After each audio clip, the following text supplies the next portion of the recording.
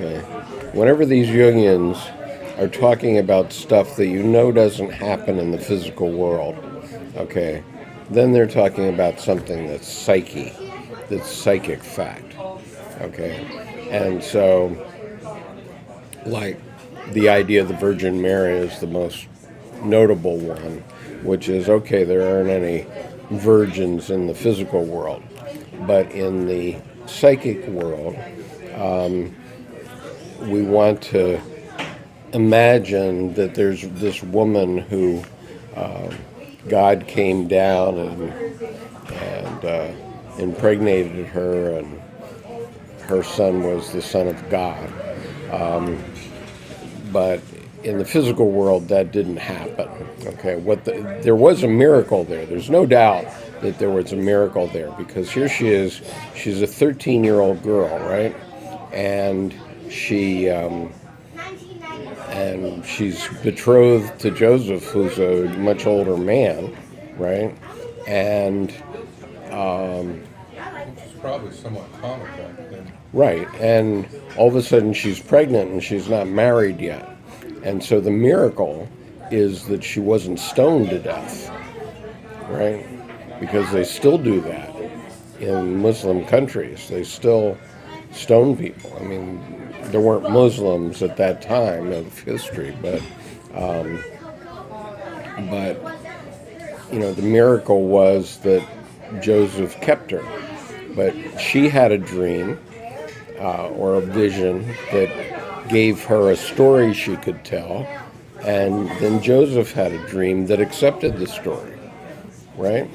And so that was the God image in both of them, communicating that idea to them so that they could live with the fact that she was going to give birth to a child that wasn't Joseph's child.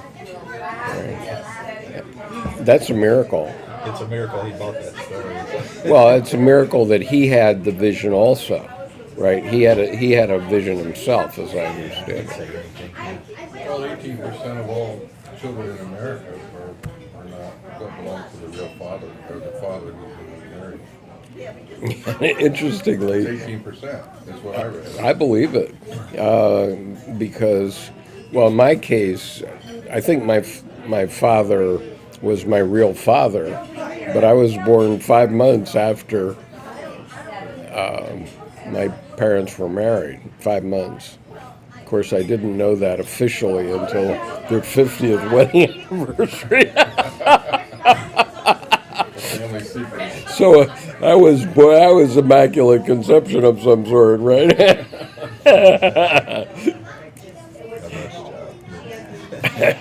Right. And so, I mean, I think I probably told the story of my parents, so I won't bother to do it again.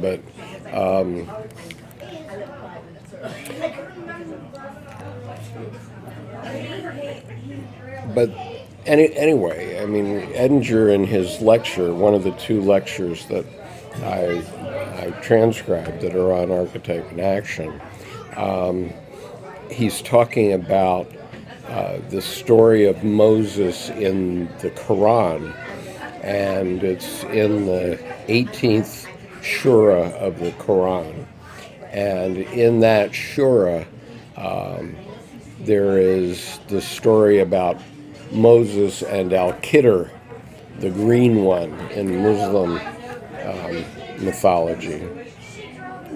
And, you know, he says one of the things that happens is that this fish that they were about to eat stands up and goes across the ground and dives back in the ocean. And he says, well, anytime anything like that happens, then you know you're talking about something that was in the psyche, not in the physical world, right?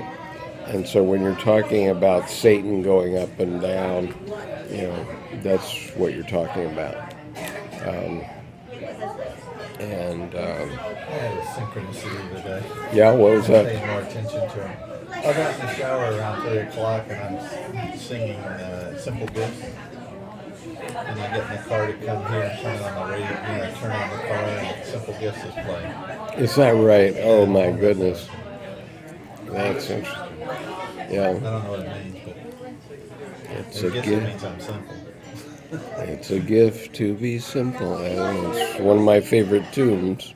I've listened to it many times. Of course, my parents were Quakers. Well, this was Aaron Copeland's version of it. It was on the classical. Yeah, that's a very impressive piece.